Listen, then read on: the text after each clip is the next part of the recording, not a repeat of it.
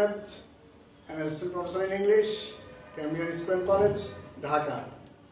So here you go about myself. Now let's move on to the next slides. Before going to the details, we would like to show you some pictures so you can understand what I'm going to teach today. So let's see the first one. Someone is taking picture. This one is all about the different parts of a camera. So few more pictures I would like to show you. It's a faded picture of a girl. Then another one is a picture of a grandmother. So can you understand what's the topic today? Here someone is taking a picture. So after seeing all those pictures, I think you can understand what's the topic today. Our today's topic is a lesson from human relationship. Unit number 4, lesson number 3. The name of the lesson is photograph. It's a story. So here you go. Before going to the lesson, I would like to tell you the learning outcomes. By the end of this lesson, that means students will be able to know about photography. Then, here we go. The number 2, make discussion on photography between present and past. That means there is a difference in the photography between the past time and in the present time. So now the third one is realize the theme of the story named photograph.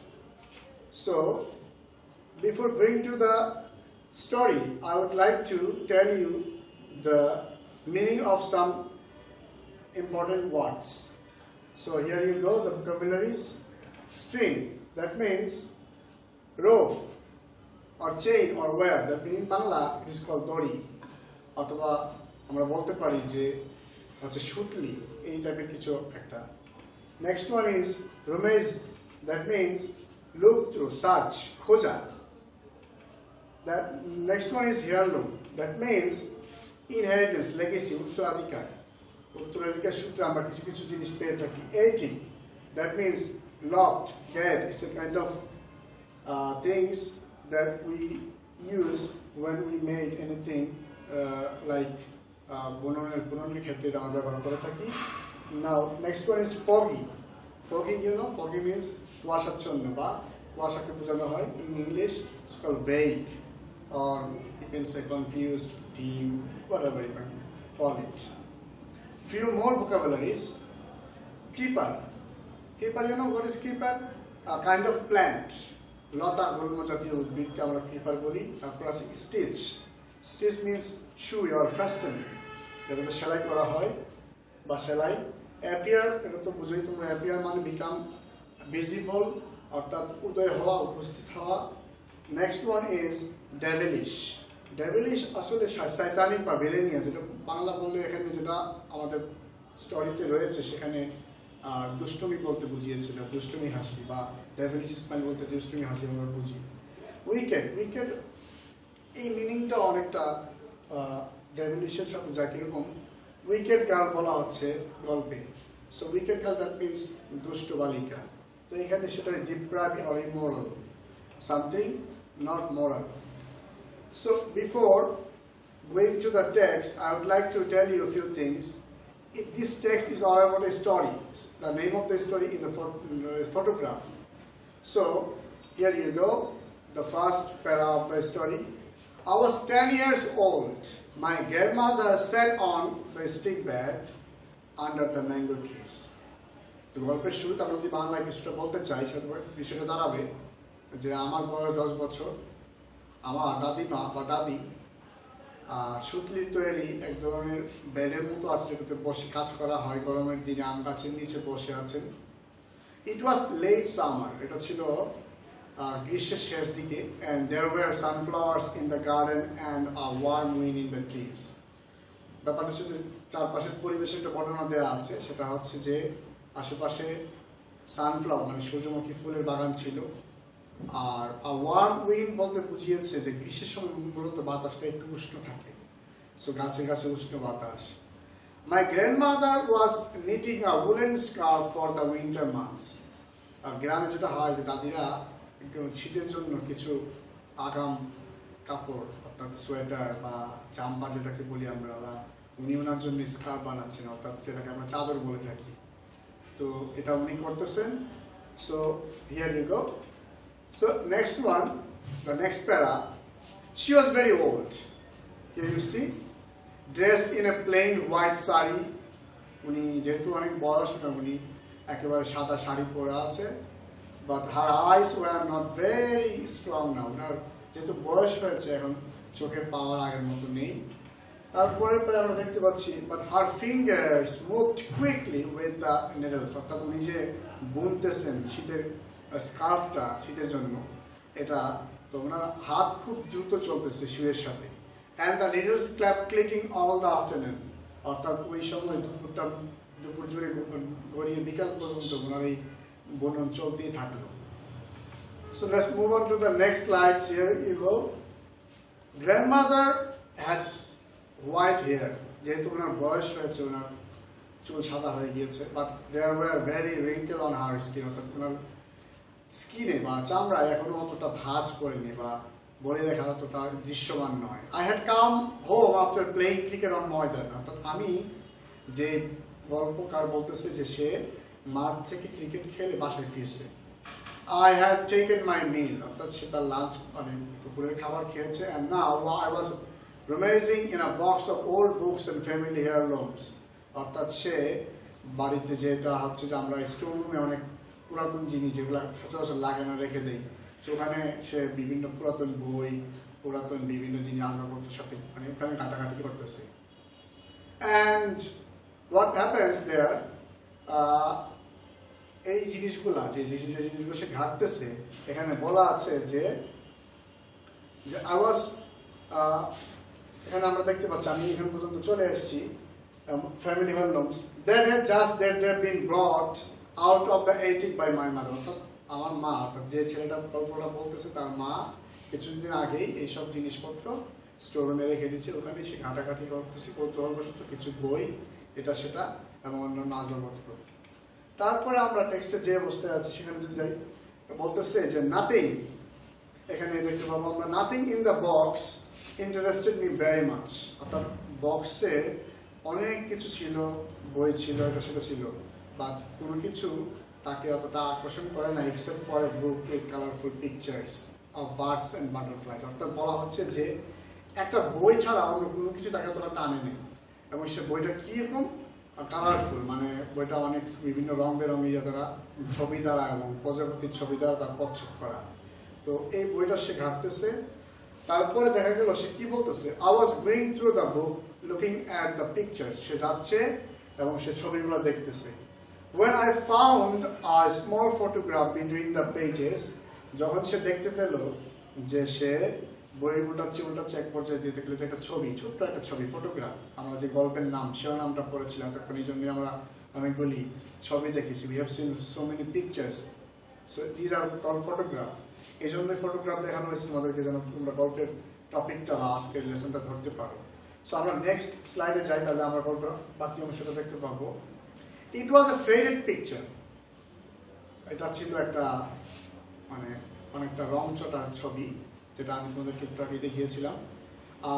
Little yellow and foggy, অর্থাৎ এটা ছিল কি বলতে হলুদাভ এবং হচ্ছে অস্পষ্ট। হলুদ foggy বলতে এখানে ওয়াটার মিনিং দাঁড়াচ্ছে অস্পষ্ট। It was a picture of a girl standing against a wall, এটা ছিল একটা বালিকার ছবি এবং সে দেয়ালে ধাক্কা দিয়ে দাঁড়িয়ে আছে। Behind the wall there were nothing but sky, you can see, দেয়ালের ঠিক ওপাশে কিছুই নাই, শুধু দূরে নীলাভ আকাশ।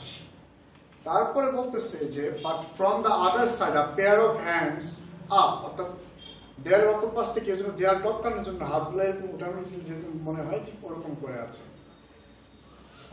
That means someone wants to climb the wall, as though someone was going to climb the wall, it is written here.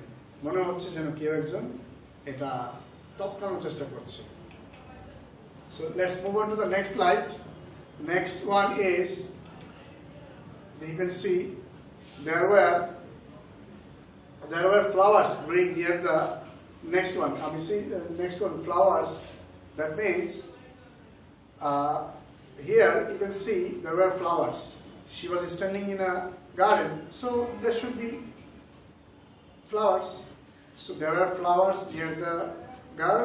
That means where the girl is standing, around her there are flowers.